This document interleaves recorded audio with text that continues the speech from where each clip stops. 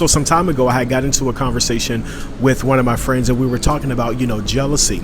And I was telling them how I feel like jealousy and actually hating on somebody, I kind of feel like those are two different things sometimes. Like, I feel like jealousy in certain situations can be a natural reaction, especially if you see somebody that's doing, what you want to do, or that have something that you always wanted. But I feel like actually hating on somebody, takes more of an intentional effort and energy to actually hate on somebody. And I was telling my friend, I said, I feel like one of the reasons why a lot of people, they have those feelings of jealousy or they're, hating on somebody that's doing something they want to do, is because I feel like a lot of us were not praised for being the best at anything as kids. You know what I'm saying? Whether it was the best at sports, the best in school, or just the best period. And so what happens is we grow up as full functioning adults.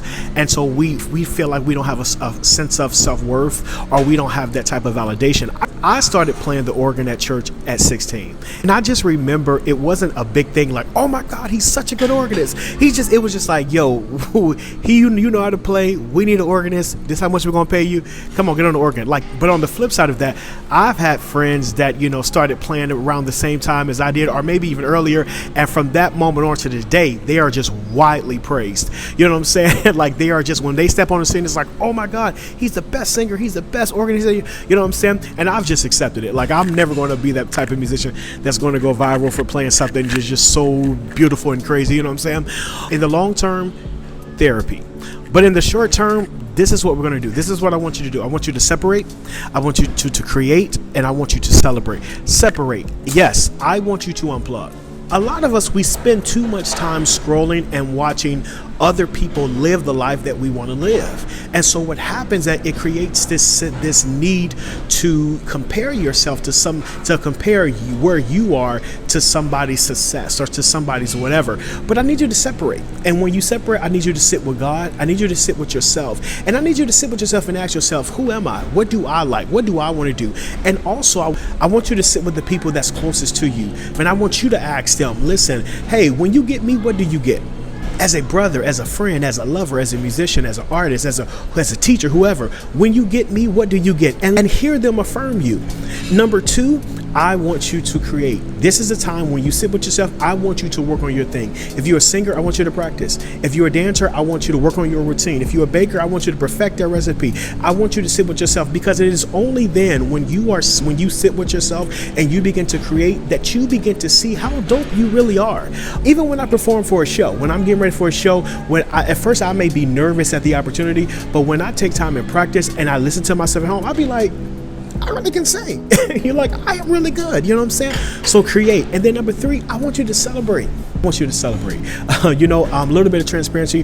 Right now, I'm currently, I really want to put out a single this year. So I'm currently, here and there working on this song that I'm working on. And so one night I was working on, the song just, a little bit.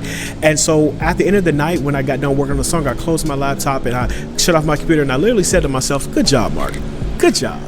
You did well. Now listen, the song is not out. Don't nobody know me in the industry. The song is not even finished. You know what I'm saying? But I literally said to myself, good job, because you have got to celebrate your small wins. Listen, every victory is not viral, but celebrate every step of the way. And when you begin to celebrate when you separate and you create and you spend time with yourself and you begin to see how dope you are, it'll break up that, that hating. It'll break up that jealousy. And what happened is that it'll become easier to celebrate somebody else.